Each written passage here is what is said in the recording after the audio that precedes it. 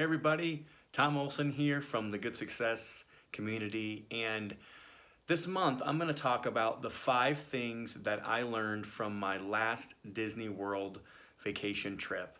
And kind of got off on a rocky start, and I had flown my whole family down, and me and my wife, my 2 daughters, and my son had gone down, and we were supposed to be going on a cruise. And we get there, everything's going just fine. We've got everything that we can possibly think of ready and prepared. I was actually even going to speak at this cruise, and to a bunch of people about financial freedom, and about making sure you have a good network, and it's an amazing network of people that I was going to be a part of, but didn't get to go on the cruise.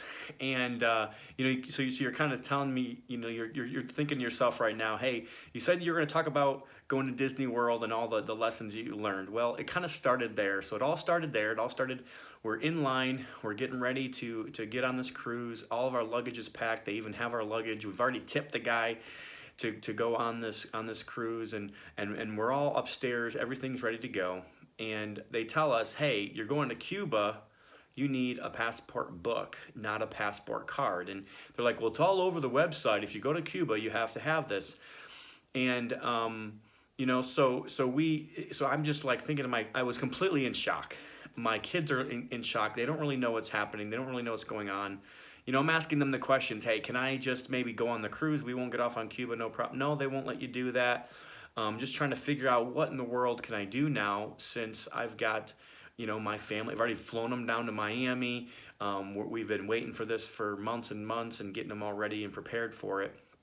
And come to find out, like, we were supposed to have passport books, and the information that we got from the immigration office, the information that we got from calling the actual cruise line, the information that we called from everybody else about what we would need to be able to go on a cruise in the Caribbean, wasn't accurate. So even though we had tried to do everything we possibly could do, come to find out, like, it just wasn't going to happen.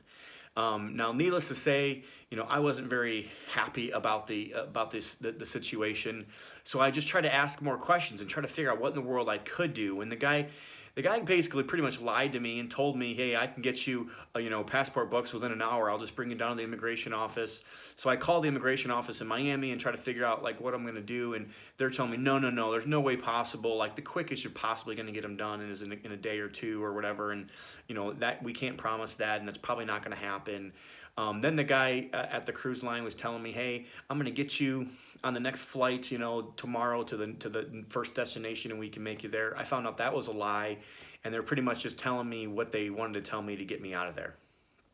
And so by this point, my kids are crying. My wife is upset. She's basically crying, trying to figure out, like, what in the world am I gonna do? And my wife had helped get my kids their passport cards, and my assistant helped a little bit, and it was a really rough situation, and we were just, like, pretty much at a loss.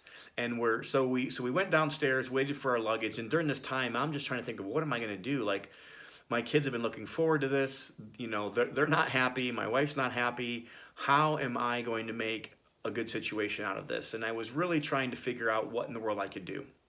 So I thought to myself, what other relationships do I have? If I can't spend the week on this cruise like I had planned to, what am I going to do? And what I decided was, hey, I said, okay, I've got some points, because me and my wife are Disney Vacation members with our Disney Vacation Club, which I do recommend. I don't think it's for everybody, but I think it is a good thing if you like Disney like our family does.